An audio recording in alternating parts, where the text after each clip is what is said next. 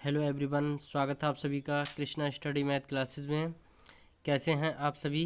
तो मैं उम्मीद करता हूं आपकी तैयारी बहुत अच्छे तरीके से चल रही होगी और इस वीडियो में देखने के बाद आपकी तैयारी और बेहतर होने वाली है। तो चलिए स्टूडेंट्स, क्लास 10th साइंस के MCQ क्वेश्चन करा रहा हूं। आप वीडियो में लास्ट तक बने रहिएगा।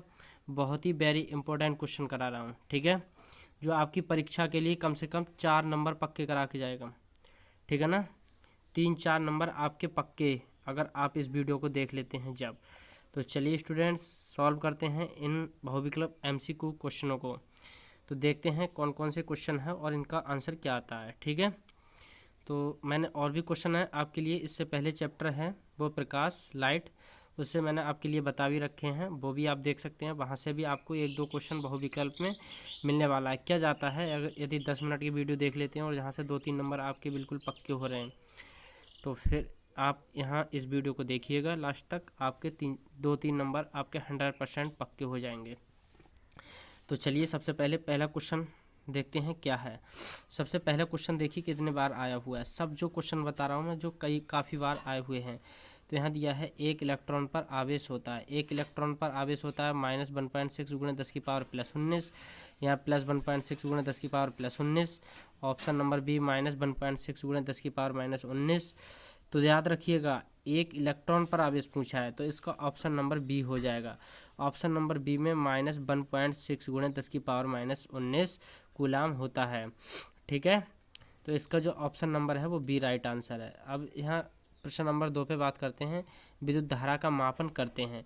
देखिए, विद्युत धारा का जो मात्रक होता है वो तो होता है आपका एम्पियर, और जो विद्युत धारा का मापन किया जाता है वो किससे किया जाता है, मतलब जो विद्युत धारा का जो मापन किया जाता है, मतलब कितनी धारा बह रही है, तो वो किससे करते हैं, अमीटर द्वारा। कितना, अमीटर द्वारा।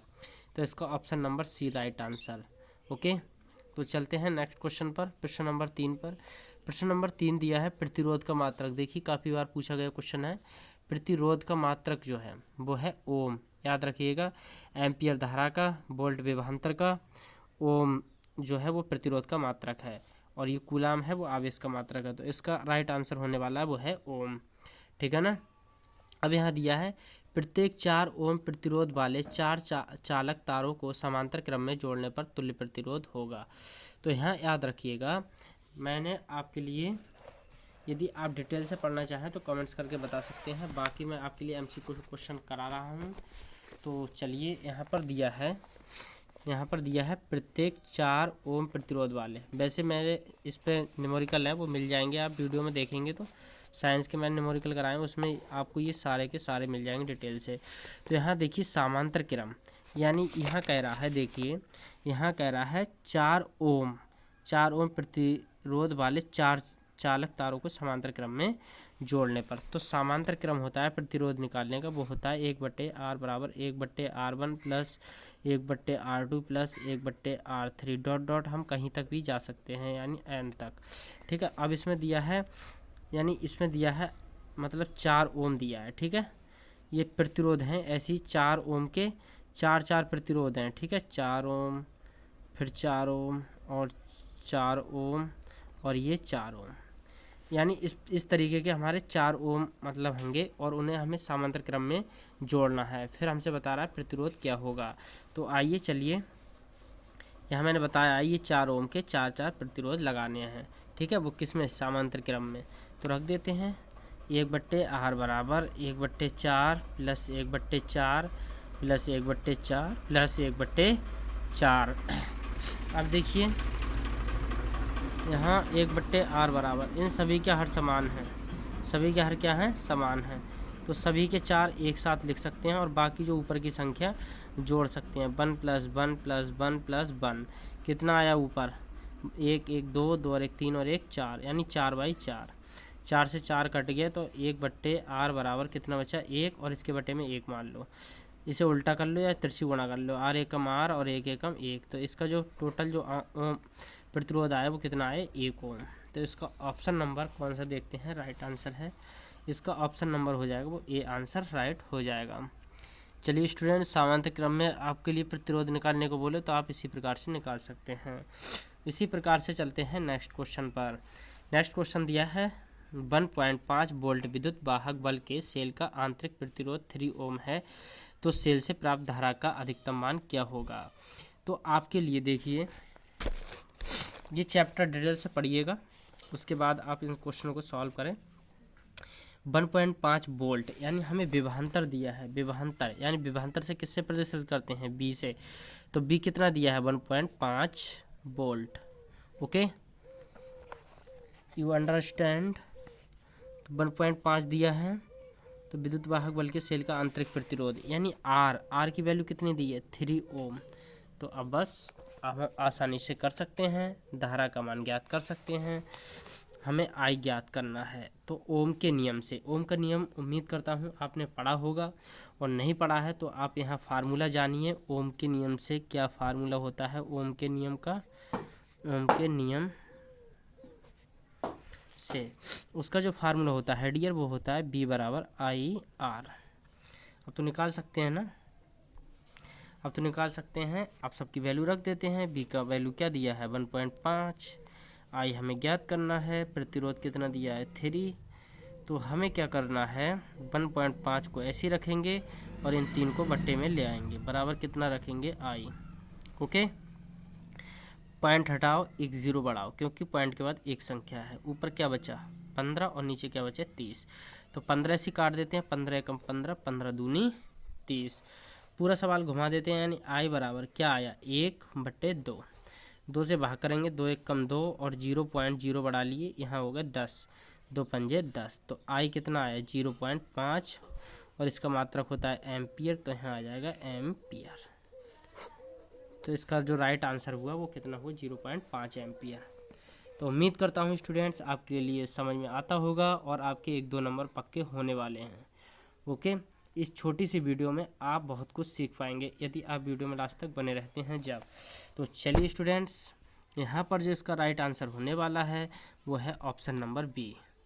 ठीक है, आपको ये ऐसे क्वेश्चन बहुविकल्प में भी आएंगे, और ऐसे क्वेश्चन जो आपके लिए देखने मिलेंगे वो पेपर में भी देखने को मिलेंगे।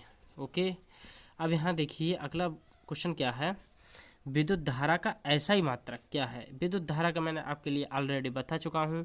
यहाँ धारा, विद्युत धारा की बात की गई, तो इसका जो ऐसा ही मात्रक है वो है एम्पियर। क्या है, एम्पियर। तो इसका option number C right answer. तो इसी के साथ चलते हैं नेक्स्ट क्वेश्चन पर। नेक्स्ट क्वेश्चन क्या है, एक प्रोटॉन पर विद्युत आवेश की मात्रा होती है। तो याद रखिएगा स्टूडेंट्स, यहाँ बहुत बड़ी गलती करने वाले हैं आप। यहाँ पूछा है एक प्रोटॉन पर विद्युत आवेश की मात्रा क्या होती है। तो डियर, इसका जो आंसर होगा वो प्लस में होगा। देखिए, मान तो सभी इसमें ये हैं, मतलब इलेक्ट्रॉन का भी एक जैसा लगेगा और प्रोटॉन का भी एक जैसा लगेगा, पर आपको यहाँ क्या ध्यान रखना है, ये गलती आप मत कर बैठना। आपको यहाँ ध्यान रखना है, देखो 1.6 यहाँ माइनस के 19 ही रहेंगे, लेकिन यहाँ प्लस के 1.6 गुणे 10 की पावर -19, और उसमें जो रहते हैं वो माइनस में रहते हैं। बस इतना फ़र्क है, ठीक है। और इस फ़र्क के खातिर आप एक नंबर गवा सकते हैं। तो इसलिए याद रखिएगा, प्रोटॉन पर प्लस में 1.6 गुणे 10 की पावर -19 कूलम, और उस पर माइनस में होते हैं। ओके, तो उम्मीद करता हूँ आप ऐसी गलती नहीं करेंगे। तो चलते हैं नेक्स्ट क्वेश्चन पर। तो यहाँ पर नेक्स्ट क्वेश्चन दिया है, इसका option number D right answer हो जाएगा। ओम के नियम का सूत्र जो मैंने आपके लिए न्यूमेरिकल कराया है, उसी से आप अंदाज़ा लगा सकते हैं।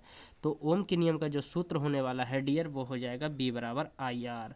तो ये जो हमें ऑप्शन नंबर सी मिलता है, जो मैंने आपके लिए न्यूमेरिकल ये वाला कराया था, तो इसका जो option number C right answer. Okay, तो चलते हैं इसी के साथ नेक्स्ट क्वेश्चन पर। यहाँ दिया है किसी चालक में 2 एम्पियर की धारा प्रवाहित हो रही है, तो 2 सेकंड में चालक से गुजरने वाले आवेश की मात्रा होगी। तो बहुत ही आसान सा क्वेश्चन है डियर, और इसमें आपके लिए घबराना नहीं है बिल्कुल भी, मैं करा रहा हूँ। यहाँ से देखिए, किसी चालक में 2 एम्पियर की धारा, मैंने बता दिया धारा को किससे प्रदर्शित करते हैं, आई से, और ये प्रभावित कितनी हो रही है, 2 एम्पियर। कितनी प्रवाहित हो रही है, 2 एम्पियर, ठीक है ना। अब यहाँ दे रहे हैं धारा प्रवाहित हो रही है 2 सेकंड में, यानी जो टी दिया है, यानी जो समय दिया है वो कितना दिया है, 2 सेकंड। ये दिया 2 सेकंड। तो हमसे क्यू का मान पूछा है।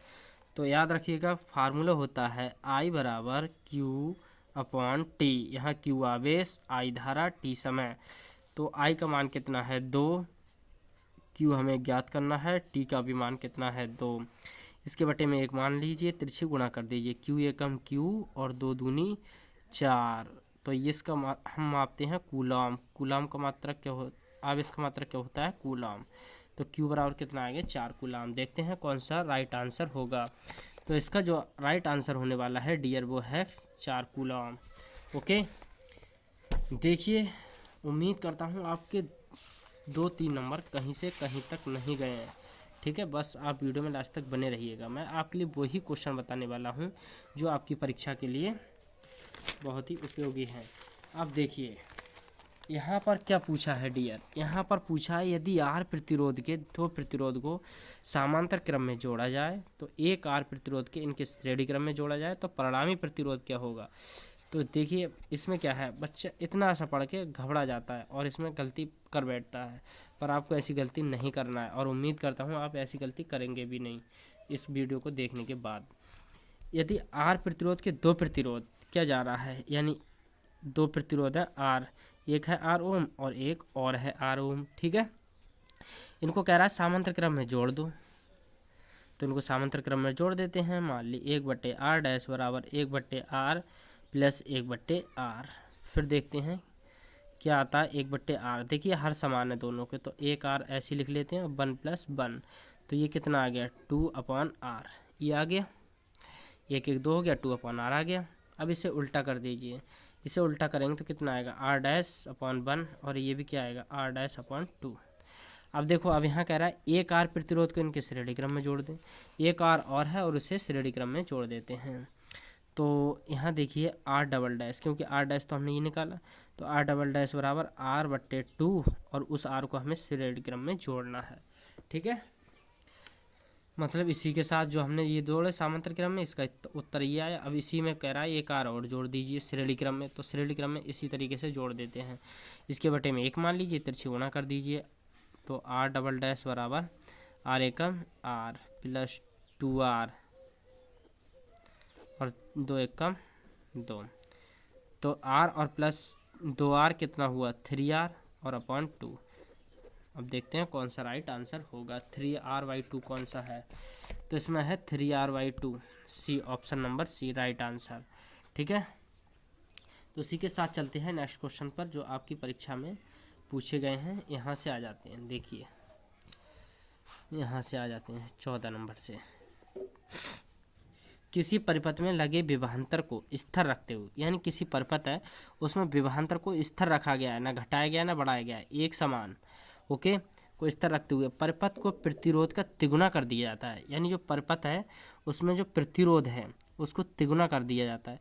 तो परिपथ में जो धारा होगी, तो याद रखिएगा यहाँ तिगुना कर रहा है तो उसका 1/3, तो उसका जो धारा हो जाएगी वो 1/3 हो जाएगी। यहाँ दिया तिगुना, तो आपको तिगुनी नहीं करना है। बच्चे क्या करेंगे, ये भी तिगुना तो ये भी तिगुना कर देते हैं, लेकिन आपको क्या करना है, तिगुना करा है तो आप 1/3 करेंगे इसका। तो ऑप्शन नंबर इसका डी आंसर हो जाएगा। तो हर जो क्वेश्चन बता रहा हूँ वो बता रहा हूँ जो बच्चे गलती कर बैठते हैं और दूसरा ऑप्शन ठोंक आते हैं। ठीक है, तो ऐसी गलती नहीं करना है आपको। आपको जो मैं बता रहा हूँ उस पर ध्यान देना है।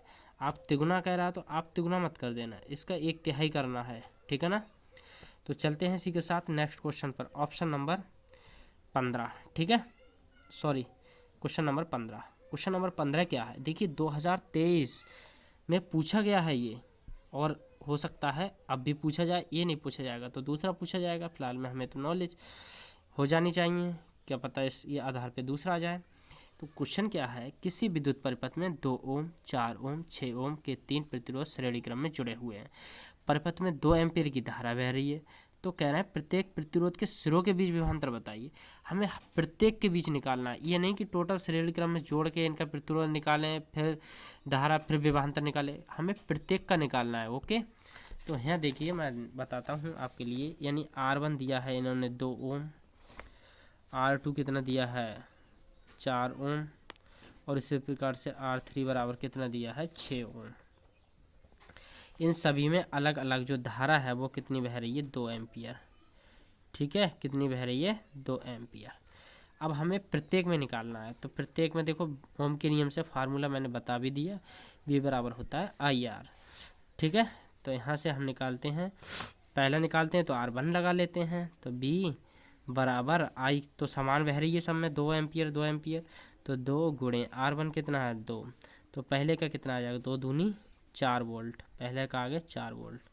दूसरा B बराबर IR2 लगाते हैं, तो B बराबर धारा सब में समान, R2 कितना है 4, तो दूसरा 4 दूनी 8 वोल्ट आ गया।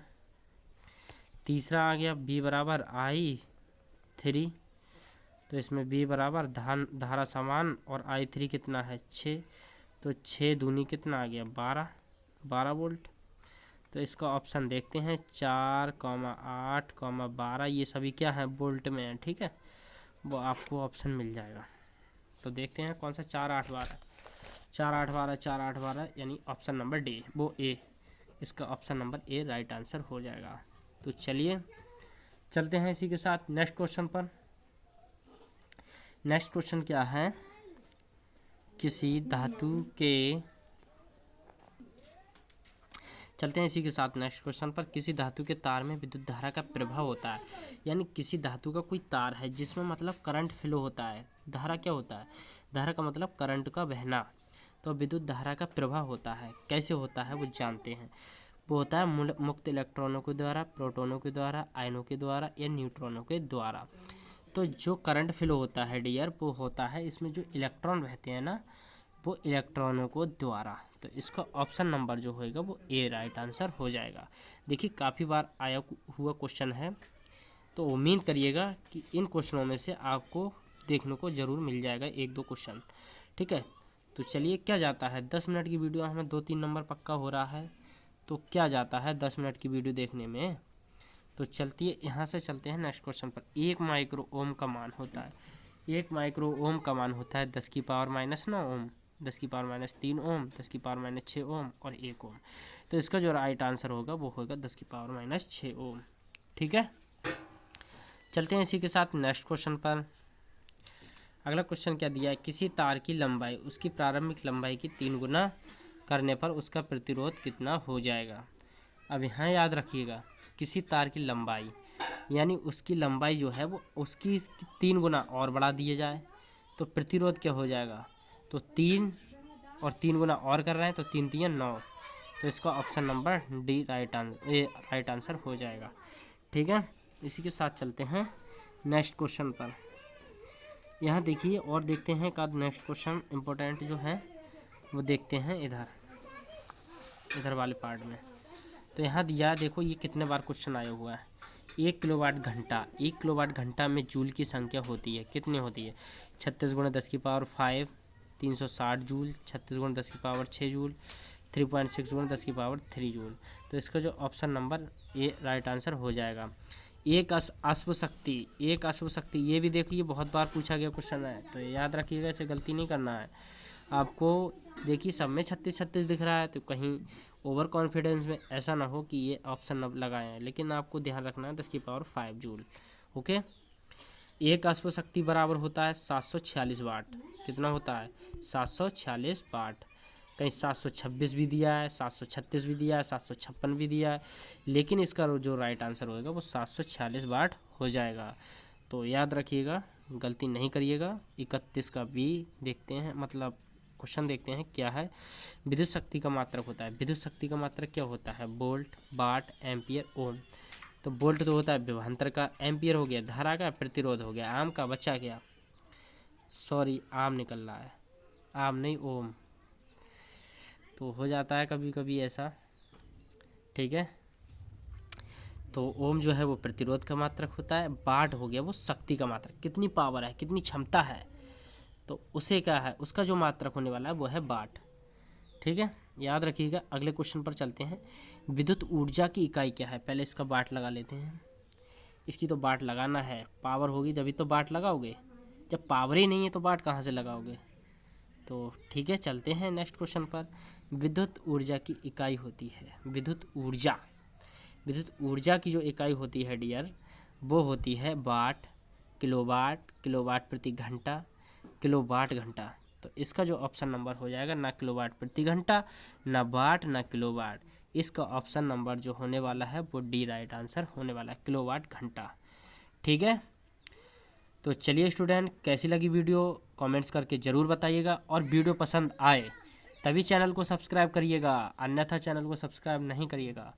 यदि वीडियो पसंद आती है तभी चैनल को सब्सक्राइब करें, और कमेंट्स करके बताएं वीडियो कैसी लगी, तभी हमें रिस्पांस मिले, और इसी तरीके से मैं आपके लिए प्रतिदिन और भी वीडियो लेके आता रहूँगा। ठीक है, जब कोई मोटिवेशन नहीं मिलता है, जब कोई रिस्पांस नहीं मिलता है, तो इससे हमारा क्या है, लॉजिकल ख़राब हो जाता है, इससे हमारा वीडियो बनाने में नहीं लगता है। तो चलिए वीडियो को लाइक करें, चैनल को सब्सक्राइब करें।